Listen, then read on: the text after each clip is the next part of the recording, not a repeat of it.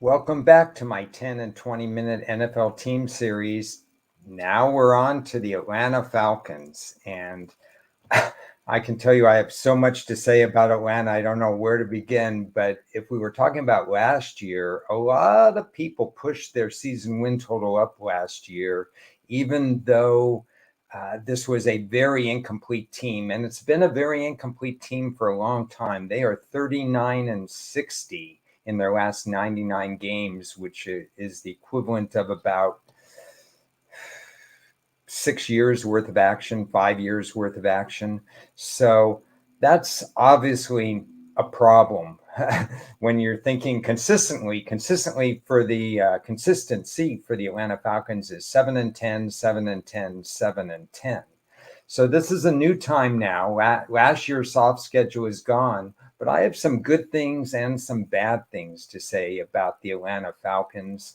And I'm only going to be saying it here. Like I said in my additional overview, there are some nuggets I'm going to share in this 10, probably 15 minutes with the Atlanta Falcons that I'm not going to share in other places. So it's not all bad, even though a lot of people know that for years and years and years, I've said, get a pass rusher, get a pass rusher, get a pass rusher, and they still haven't done that.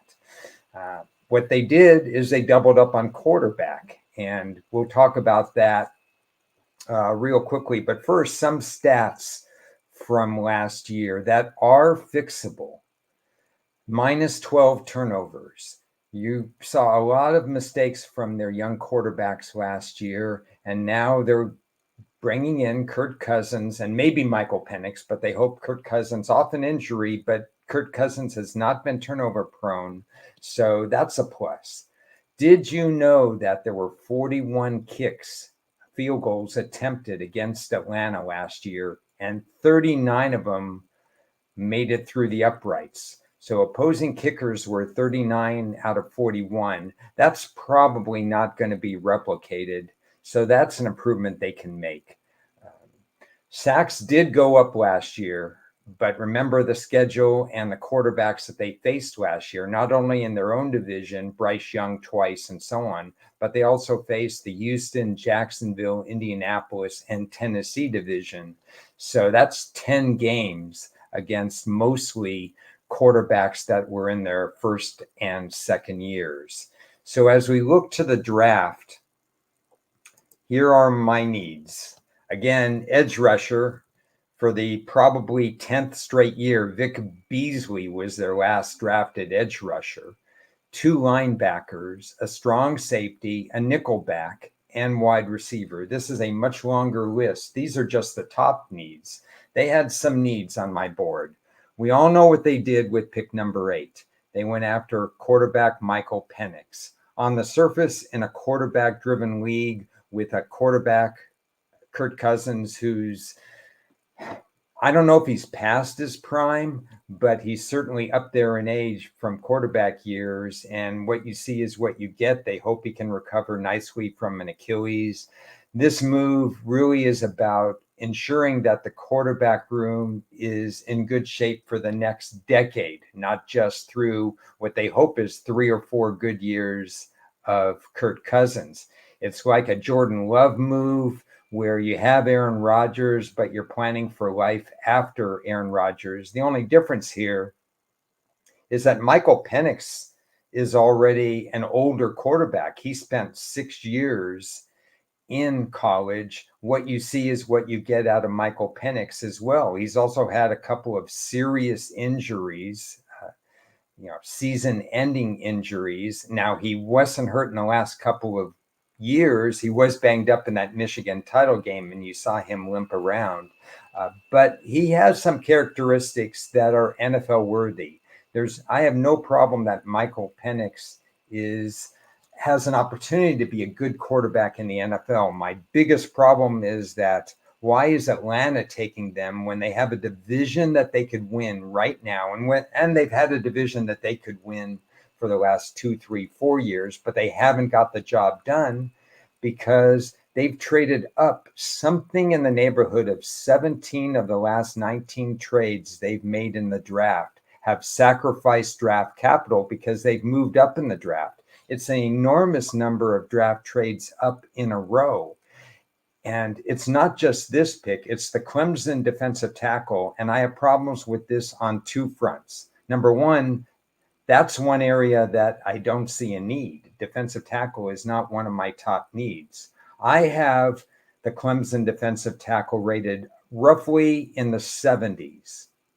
So listen to this. They traded pick 43 and 186.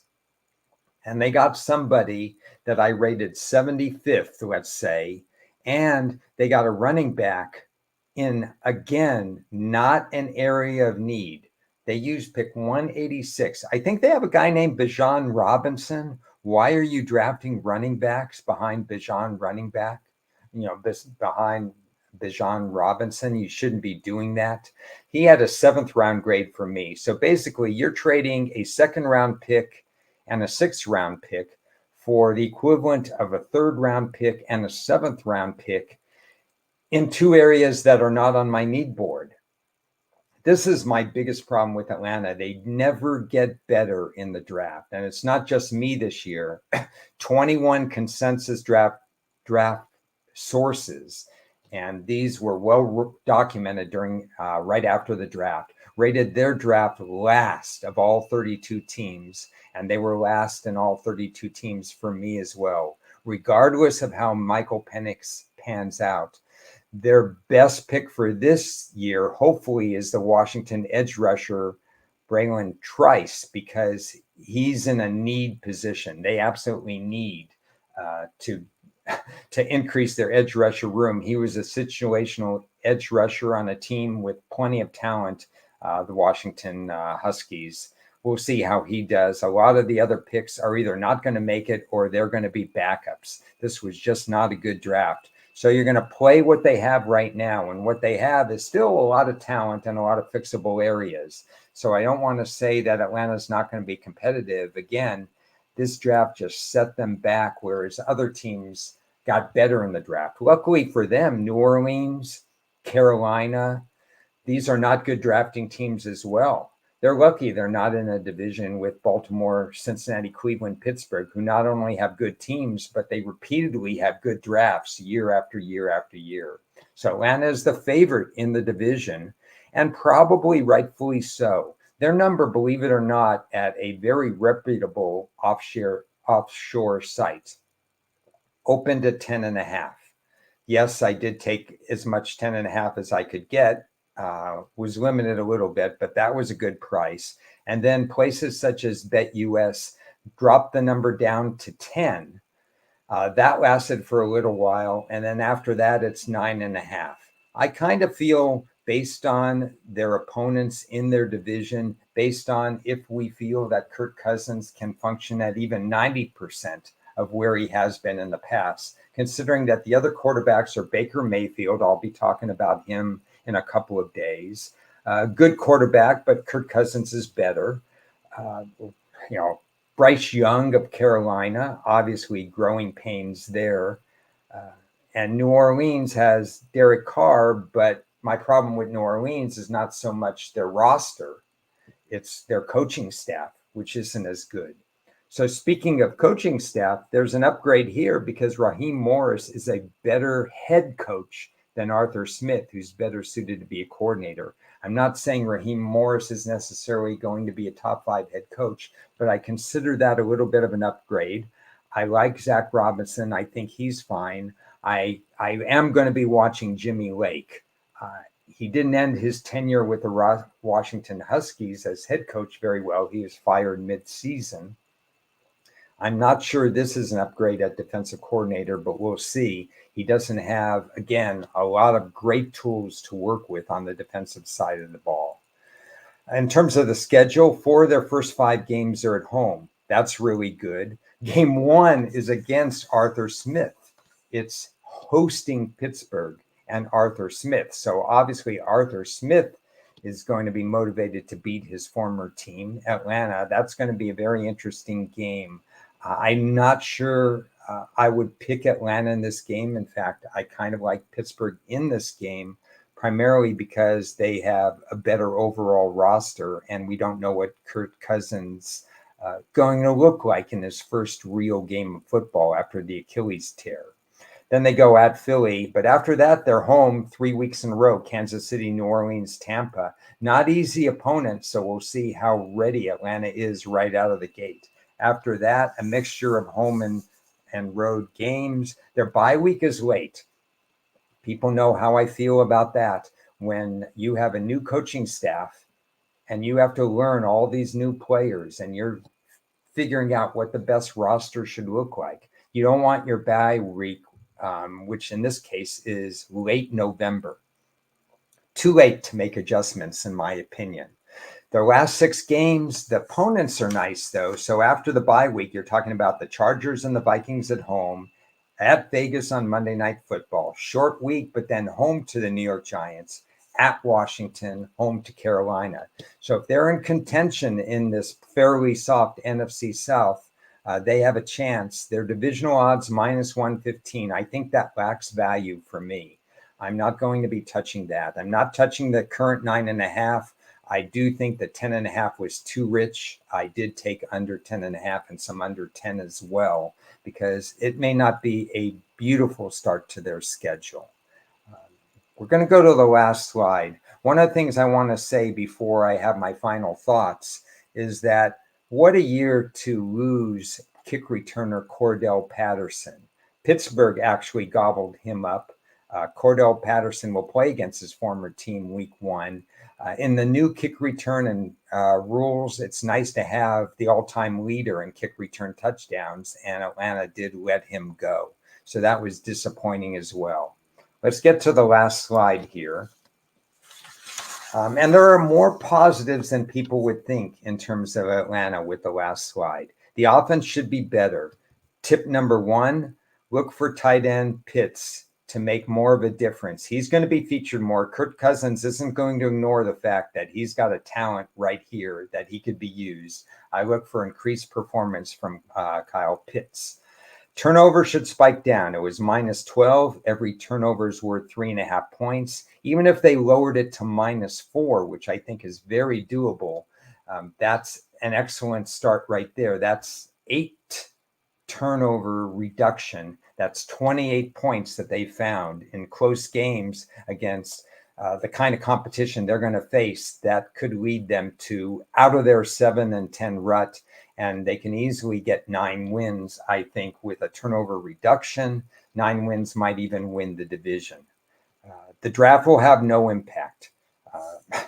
The draft never has an impact for Atlanta. That's a sad point. They could have separated themselves from their divisional rivals. They did not separate themselves because the draft just doesn't have any impact.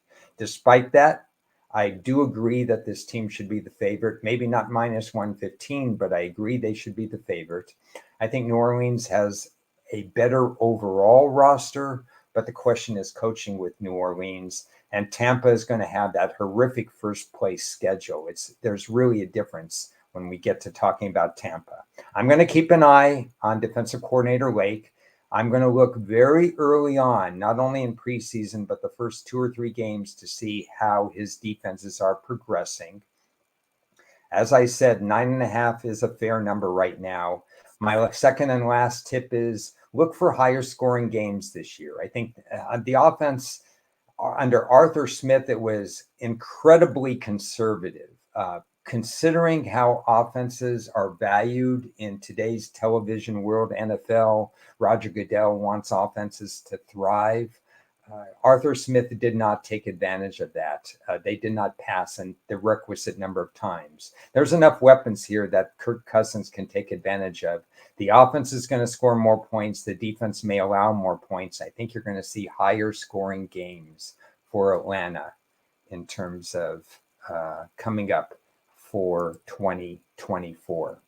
That's my longer preview for the Atlanta Falcons. I'll have some shorter previews in the next couple of days. We have 3 more NFC South teams to preview. And then we have the Detroit Lions coming up tomorrow with good friend and well-known handicapper Las Vegas Chris.